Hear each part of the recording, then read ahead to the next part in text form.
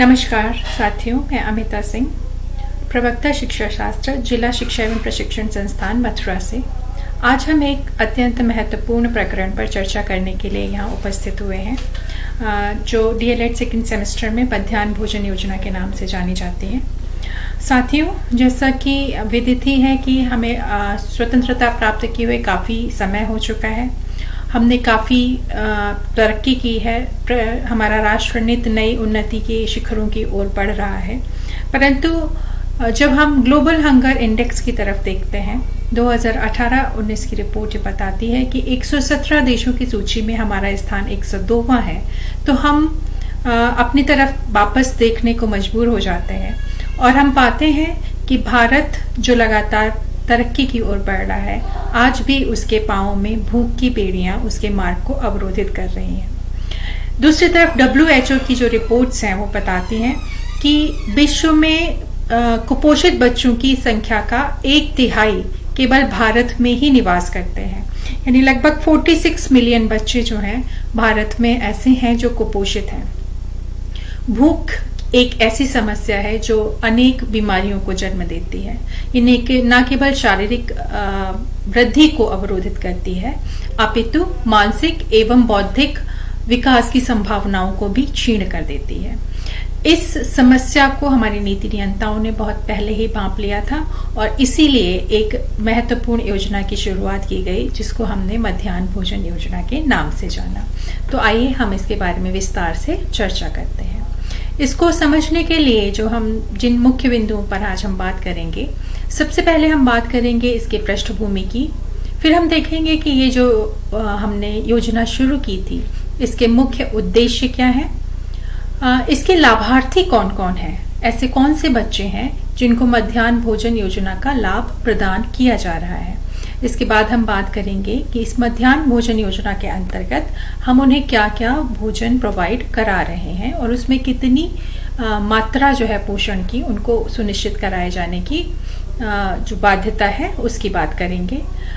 एक राष्ट्रीय स्तर पर, इतने बड़े राष्ट्र में एक योजना जो है इतने बड़े स्तर पर जब लागू की जाती है तो उसका पर्यवेक्षण कैसे हो रहा है, ये भी एक महत्वपूर्ण बिंदु है।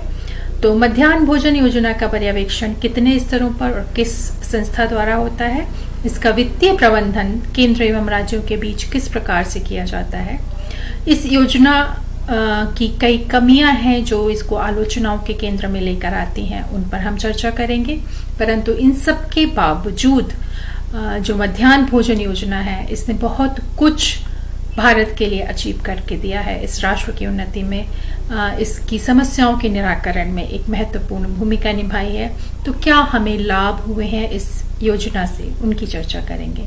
तो सबसे पहले हम बात करते हैं इसकी पृष्ठभूमि की। मध्याह्न भोजन योजना सबसे पहले जिस राज्य में लागू हुआ था वो तमिलनाडु था, जहाँ 1962 में ही इस योजना को वहाँ की राज्य सरकार ने अपने स्कूलों में लागू किया था। उसके बाद 1984 में गुजरात और केरल में भी इस प्रकार की योजनाएं चलाई गई। लेकिन सबसे बड़ा जो स्टेप राष्ट्रीय स्तर पर केंद्र सरकार ने लिया वो मध्याह्न भोजन योजना को 1995 में शुरू करके लिया गया। शुरुआत में हमने इसे 2408 ब्लॉक के प्राथमिक स्कूल्स में ही लागू किया था, लेकिन 2004 से सभी सरकारी विद्यालयों में इसे लागू कर दिया गया। 2004 से पहले इस योजना में अनाज देने का प्रावधान था। कच्चा अनाज जो है 80% अगर बच्चे की अटेंडेंस है, वो रेगुलर स्कूल आया है, तब उसको अनाज प्रदान किया जाता था। लेकिन यह देखा गया कि इस प्रकार जो अनाज प्रदान किया जाता है उसका पोषण उस बच्चे को ना मिलकर उसके परिवार के सदस्यों में बंट जाता है।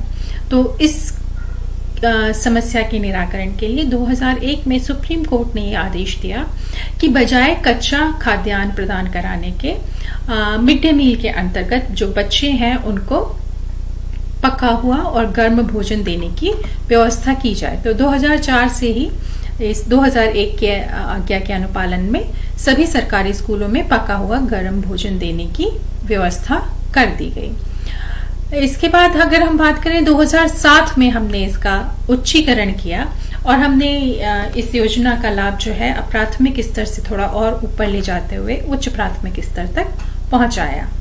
2013 से ये जो योजना है इसको हमने राष्ट्रीय ग्रामीण स्वास्थ्य मिशन के साथ एकीकृत करके चलाना आरंभ कर दिया है, क्योंकि यह योजना केवल शिक्षा से संबंधित योजना नहीं है, यूनिवर्सलाइजेशन ऑफ एलिमेंट्री एजुकेशन को प्रमोट नहीं करती है, बल्कि कहीं ना कहीं मल न्यूट्रिशन की समस्या को भी ये डिस्कार्ड करती है, उसको भी ओवरकम करती है।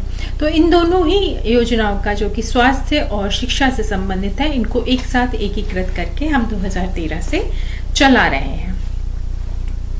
इसके बाद हम बात करें कि इसमें दिया क्या जाता है, तो 200 दिनों तक हम कम से कम प्राथमिक स्तर पर 450 कैलोरी का भोजन और उच्च प्राथमिक स्तर पर 700 कैलोरी के भोजन की उपलब्धता सुनिश्चित करते हैं। प्रोटीन की अगर बात करें तो 8 से 12 ग्राम प्रोटीन प्राथमिक स्तर पर प्रति बच्चा प्रतिदिन और 20 ग्राम प्रोटीन उच्च प्राथमिक स्तर पर देने का प्रावधान है। इस योजना को चलाने के जो उद्देश्य थे, जो सबसे पहला उद्देश्य चूंकि शिक्षा से जुड़ी हुई, शिक्षा विभाग से जुड़ी योजना थी, तो पहला उद्देश्य तो इसका यह था कि हमें प्राथमिक शिक्षा का सार्वभौमिकरण करना है। आजादी को 1947 में हमने प्राप्त किया, उसके 50 साल के लगभग 48 साल के बाद जब ये योजना हमने शुरू की है, उस समय तक भी हम 100% एनरोलमेंट के अपने राष्ट्रीय उद्देश्य को प्राप्त नहीं कर सके थे। तो इसका एक मुख्य उद्देश्य यह था कि अगर हम बच्चों को भोजन की व्यवस्था कराएंगे तो बच्चों का ज्यादा से ज्यादा नामांकन होगा, ज्यादा से ज्यादा बच्चे स्कूल में आएंगे और उनकी न केवल इनरोलमेंट बढ़ेगा बल्कि वो अटेंडेंस जो है उसमें भी इंक्रीमेंट होगा। इसके अलावा जो बच्चे, एक महत्वपूर्ण समस्या ये थी कि बच्चे बीच में ही स्कूल छोड़ के चले जाते थे, ड्रॉप आउट की समस्या थी। जहां तक अभी तक हम इस बात को इस तरीके से कहते हैं कि जो बच्चा बीच में पढ़ाई छोड़ के चला जाए उसे हम ड्रॉप आउट कहते हैं, लेकिन राइट टू एजुकेशन की जो अभी हमारा कानून आया उसके अंतर्गत स्कूल ड्रॉप आउट हम हर उस बच्चे को मानते हैं जो लगातार 45 दिनों तक विद्यालय से अनुपस्थित रहता है। तो इस योजना का उद्देश्य इस तरीके के ड्रॉप आउट्स को रोकना है। और ये चूंकि भोजन से रिलेटेड समस्या है को टैकल करता है, तो इसका एक उद्देश्य था कि भारत में जो कुपोषण की समस्या है उससे मुक्ति पाई जाए और बच्चों के पोषण में वृद्धि करके उनके स्वास्थ्य को सुधारा जाए, जिससे उनके सीखने का जो स्तर है उसमें वृद्धि हो सके। इस योजना को लाभ प्राप्त करने के लिए जो बच्चे एलिजिबल हैं, वो ये तो हम सभी जानते हैं कि सरकारी स्कूलों में जो भी बच्चे पढ़ते हैं प्राइमरी और अपर प्राइमरी तक, उन सबको इस योजना का लाभ मिलता है। लेकिन इसके अतिरिक्त जो एजुकेशन गारंटी स्कीम से जुड़े हुए स्कूल हैं, वहां के छात्रों को भी इस योजना का लाभ दिया जाता है। इसके अलावा जो राष्ट्रीय बाल श्रम परियोजनाएं चलाई जा रही हैं श्रम मंत्रालय द्वारा, जिसमें हम क्या करते हैं कि जो बाल श्रमिक हैं जिनको हम मुक्त कराकर लाते हैं उनको कुछ केंद्रों पर प्रशिक्षित करते हैं और साथ ही में उनको शिक्षा के सुविधाएं भी देते हैं। तो ऐसे स्कूलों में, ऐसे केंद्रों पर जो बच्चे आते हैं उनको भी मध्याह्न भोजन योजना का लाभ प्रदान किया जाता है। इसके अतिरिक्त जो मदरसों में पढ़ने वाले बच्चे हैं उनको भी मध्याह्न भोजन योजना के अंतर्गत विद्यालय में भोजन की उपलब्धता सुनिश्चित की जाती है। अब बात करें कि हम इसमें आखिर देते क्या है, तो जैसे हमने पहले भी कहा कि जो अब गाइडलाइंस हैं उसके हिसाब से जो प्राथमिक स्तर कक्षा 1 से कक्षा 5 तक का जो बच्चा है उसको हम खाने में इतना न्यूट्रिशन दें कि उससे कम 450 कैलोरी की जो मात्रा है वो उस भोजन से वो प्राप्त कर सके। इसके अतिरिक्त उसकी जो प्रोटीन की मात्रा है उसके खाने में उसकी 12 ग्राम तक होनी आवश्यक है। इसके अलावा जो अपर प्राइमरी लेवल 6ठी और 8वीं तक कक्षा में पढ़ने वाले छात्र हैं उनको जो भोजन दिया जाता है उसमें ये इस बात का ध्यान रखा जाता है कि 700 कैलोरी ऊर्जा प्रति बच्चे को मिल सके उस भोजन से, और साथ में ही प्रतिदिन जो प्रोटीन की मात्रा है वो लगभग 20 ग्राम सुनिश्चित की जा सके।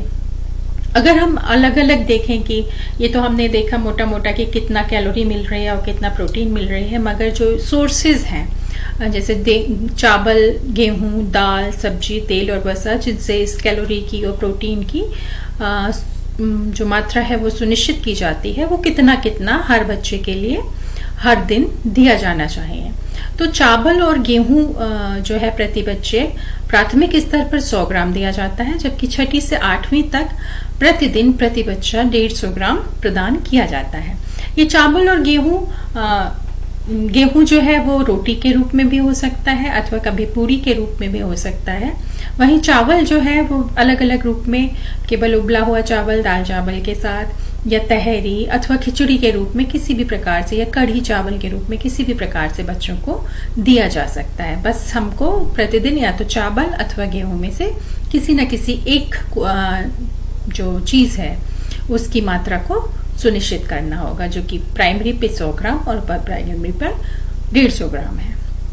दाल की उपलब्धता, प्रति बच्चा प्रतिदिन 20 ग्राम दाल सुनिश्चित करनी है प्राथमिक पे, और 30 ग्राम दाल सुनिश्चित करनी है छठी से 8वीं कक्षा तक के बच्चों के लिए। जहां तक सब्जियों की बात है, जो मौसमी सब्जियां हैं वो उपलब्ध कराई जाएंगी। 50 ग्राम सब्जी प्राथमिक कक्षा के बच्चों के लिए और प्रतिदिन 75 ग्राम सब्जी छठी से 8वीं कक्षा तक के बच्चों के लिए इसमें देने का प्रावधान किया गया है। जो खाना बनता है उसके लिए तेल और बसा, तेल और घी की आवश्यकता होती है, तो 5 ग्राम प्रतिदिन प्रति बच्चा प्राथमिक कक्षा के लिए सुनिश्चित किया गया है और 7.5 ग्राम प्रतिदिन प्रति बच्चा छठी से 8वीं कक्षा तक के बच्चों के लिए प्रदान किया जाता है। इसके अतिरिक्त इन भोजन के अलावा भी कुछ राज्यों में दूध, खीर, दलिया, इन चीजों को भी दिया जाता है, जो कि मिड डे मील के अंतर्गत सुनिश्चित नहीं की गई हैं। अगर कोई राज्य अपने प्रदेश के बच्चों के लिए दूध या फल या कुछ और चीज भोजन में देना चाहते हैं तो वो ऐसा कर सकते हैं, परंतु इस पर जो होने वाला व्यय है उसका वहन राज्य सरकार द्वारा स्वयं ही किया जाएगा। भारत में कई राज्य जैसे गुजरात, कर्नाटक, केरल, पौंडीचेरी, मध्य प्रदेश और उत्तर प्रदेश में इस तरीके से दूध और फल राज्य सरकारों द्वारा बच्चों को उपलब्ध कराई जा रही है। हाँ, अब जैसा हमने कहा इतनी बड़ी योजना है, राष्ट्रीय स्तर पर लागू की गई है। एक बहुत बड़े 12,65,000 लगभग स्कूल हैं जिनमें पढ़ने वाले 12 करोड़ बच्चों तक हमें भोजन पहुंचाना है। तो इसका पर्यवेक्षण कैसे किया जाए? इस पर्यवेक्षण को सुनिश्चित करने के लिए जो मानव संसाधन विकास मंत्रालय है, इसे 4 लेवल्स पे, 4 स्तरों पर इसका पर्यवेक्षण करता है। राष्ट्रीय स्तर पर, राज्य स्तर पर, जिला स्तर पर और स्थानीय स्तर पर। जहां तक राष्ट्रीय स्तर पर इसकी समीक्षा करने की बात है, तो राष्ट्रीय स्तर पर नेशनल स्टीयरिंग मॉनिटरिंग कमेटी का गठन किया गया है और एक प्रोग्राम अप्रूवल बोर्ड है जो हर 4 महीने पर इस मिड डे मील की समीक्षा करता है, इस स्कीम की समीक्षा करता है। और एक कमेटी का जो हेड होता है वो HRD मिनिस्टर सीधे सीधे इस कमेटी का हेड होता है, जो राष्ट्रीय स्तर पर कार्यक्रम का सुपरविजन करता है। राज्य स्तर पर भी इसी प्रकार की steering monitoring committee, state level पर स्टेट स्टीयरिंग मॉनिटरिंग कमेटी बनाई जाती है, जो हर महीने इस स्कीम की समीक्षा करती है। राज्य का जो मुख्य सचिव होता है वो इस समिति का अध्यक्ष होता है। जिला स्तर पर भी एक जिला समिति का गठन किया जाता है और जिसका अध्यक्षता लोकसभा के वरिष्ठ सदस्य के द्वारा की जाती है। अगर स्थानीय स्तर पर बात करें तो 2015 से पहले स्थानीय स्तर पर जो ग्राम शिक्षा समितियां होती थी, शिक्षक अभिभावक संघ होते थे या ग्राम पंचायतें होती थी, वो इसकी मॉनिटरिंग वीकली करती थी, हर हफ्ते करती थी। मगर 2015 के बाद जो गाइडलाइन आई है तो उसमें अब ये मॉनिटरिंग का काम, सुपरविजन का काम स्कूल मैनेजमेंट कमेटी, विद्यालय प्रबंध समितियों को सौंप दिया गया है और वे इसके कार्यक्रमों का अनुश्रवण कर सकते हैं, मॉनिटरिंग कर सकते हैं और अधिकांशतः यह साप्ताहिक रूप से इसकी समीक्षा की जाती है। इसके अलावा एक ज्वाइंट रिव्यू मिशन भी होता है राज्य सरकारों के द्वारा, राज्य स्तर पर, जिला स्तर पर और स्थानीय स्तर पर एक पूरा मिशन, इस मिशन की समीक्षा टाइम टू टाइम की जाती है। मगर सेंटर और गवर्नमेंट के बीच, सेंटर और स्टेट गवर्नमेंट के बीच कोऑर्डिनेशन सुनिश्चित करने के लिए हम एक ज्वाइंट रिव्यू मिशन भी चलाते हैं, जिसमें केंद्र सरकार और राज्य सरकार दोनों के प्रतिनिधि होते हैं और जो ये प्रतिनिधि होते हैं वो एजुकेशन के और न्यूट्रिशन के स्पेशलिस्ट होते हैं। ये समय समय पर उस पर्टिकुलर राज्य के स्कूलों में जाकर अपनी स्कीम, ये जो मिड डे मील है, इसकी समीक्षा करते हैं और इसकी जो रिपोर्ट होती है वो राज्य सरकार, जिस प्रदेश में ये चीज की जा रही है उस प्रदेश की सरकार के साथ साझा की जाती है और उसमें जो सुधार की संभावनाएं हैं और जहां पर कमियां हैं उनको इंगित किया जाता है और महत्वपूर्ण सुझाव राज्य सरकार को दिए जाते हैं जिससे इनकी कमियों को ओवरकम किया जा सके। वित्तीय प्रबंधन, इतने बड़े लेवल पर ये जो कार्यक्रम चलता है उसके फाइनेंस की जो व्यवस्था है वो कैसे होगी। शुरू में ही हमने देखा था कि केंद्र सरकार द्वारा ये योजना चलाई गई, मगर इसमें राज्य सरकार का भी वित्तीय योगदान होता है और इसमें जो बड़ा योगदान है वो स्टेट गवर्नमेंट का इस प्रकार से होता है कि जितना भी फूड इसमें खर्च होगा उसकी जो उसको रिलीज किया जाएगा free of cost food corporation of India से और जिसका पूरा का पूरा खर्चा केंद्र सरकार की तरफ से होगा। इसके अलावा एक कन्वर्जन कॉस्ट आती है जो खाद्यान्न से भोजन पकाने के लिए जो कीमत लगती है उसको हम कन्वर्जन कॉस्ट या परिवर्तन लागत कहते हैं। इसमें सब्जी, तेल, मसाले और पकाने के लिए और ट्रांसपोर्टेशन के लिए जो खर्चा होता है वो सारी चीजें इसमें इंक्लूड होती हैं। तो प्राथमिक स्तर पर जो प्रति बच्चा प्रतिदिन जो कॉस्ट निर्धारित की गई है प्राथमिक स्तर पर ₹4.97 और उच्च प्राथमिक स्तर पर ₹7.45 परिवर्तन लागत निश्चित की गई है। इस पूरी योजना का जो खर्च है इस कन्वर्जन कॉस्ट का वो 60:40 के रेशो में संघ और राज्य सरकार द्वारा वहन किया जाता है। अलग अलग कारणों से मध्याह्न भोजन योजना के बारे में हमने बहुत सारे आर्टिकल्स आए दिन टीवी न्यूज़पेपर्स में देखने को मिलते हैं जहां बताया जाता है कि मध्याह्न भोजन योजना की वजह से कुछ समस्याएं सामने आ रही हैं। तो सबसे बड़ी जो समस्या मध्याह्न भोजन योजना की है वो है भोजन की खराब गुणवत्ता। इसके लिए राज्य जो हमारा जो केंद्र सरकार है उसकी गाइडलाइंस निकाली भी हैं। उसमें पूरी इन गाइडलाइंस के अनुसार जो किचन की व्यवस्था है, जिस तरीके के मसाले खरीदे जाएंगे, किस तरीके के तेल खरीदे जाएंगे, इस सब के लिए गाइडलाइंस निकाली गई हैं। तो कहीं ना कहीं उसको टैकल करने की कोशिश हो रही है, लेकिन फिर भी आए दिन ऐसे सुनने को मिलता है कि दाल चावल में कीड़े थे अथवा खाने में छिपकली गिर गई, तो जिसकी वजह से न केवल बच्चों का स्वास्थ्य अपितु उनकी प्राणों पर भी बन आती है। तो भोजन की खराब गुणवत्ता इसका एक ऐसी कमी है जिसको ओवरकम किए जाने की जरूरत है। इसके अतिरिक्त बच्चे जिस एज ग्रुप में है और जितनी भूख उन्हें लगती है, जो हमारा प्रिस्क्रिप्शन है जो हम दे रहे हैं, कभी कभी वो भोजन उनके लिए पर्याप्त नहीं होता।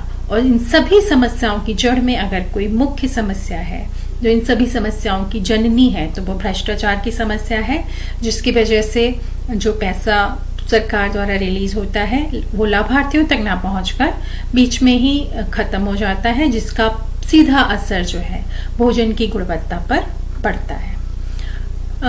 इन सब कमियों के बावजूद मध्याह्न भोजन योजना एक ऐसा महत्वपूर्ण कदम था जिसने भारत में जो कुपोषण की समस्या है उससे निपटने में काफी मदद की और काफी हद तक हम इसको ओवरकम कर पाए हैं। जो हमारा भारत ने एक अंतर्राष्ट्रीय बाल अधिकार कानून पर भी हस्ताक्षर किए हैं, कन्वेंशन पर हस्ताक्षर किए हैं, जिसमें आर्टिकल 24 के अंतर्गत ये सुनिश्चित किया जाता है कि सभी बच्चों को उचित पोषण की व्यवस्था उस देश की सरकार करने की जिम्मेदारी लेती है। तो राष्ट्रीय बाल अधिकारों के अंतर्गत भी हम इस बात को फॉलो करते हैं, अंतर्राष्ट्रीय बाल अधिकारों पर जिसमें हमने सिग्नेचर किए हैं।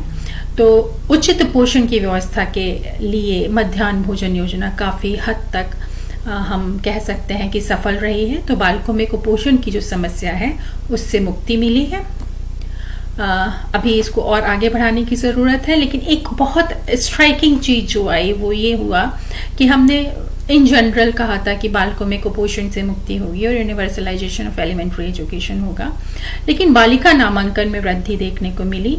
और इसकी वजह ये थी कि जब गरीब परिवारों के बच्चे माँ बाप जब अपने लड़कों को भेजते हैं तो और ये पाते हैं कि उनके भोजन की समस्या वहाँ पे समाप्त हो रही है, तो वो अपनी लड़कियों को भी वहाँ भेज देते हैं स्कूल में, बजाय भले ही खाना खाने लिए भेज देते हैं, लेकिन वहाँ पर इनरोलमेंट उनका बढ़ जाता है। और जब एक बार इनरोलमेंट बढ़ जाता है तो उनकी जो पढ़ाई की, जो शिक्षा की जो गाड़ी है वो चल निकलती है। तो बालिका नामांकन में भी वृद्धि हुई है।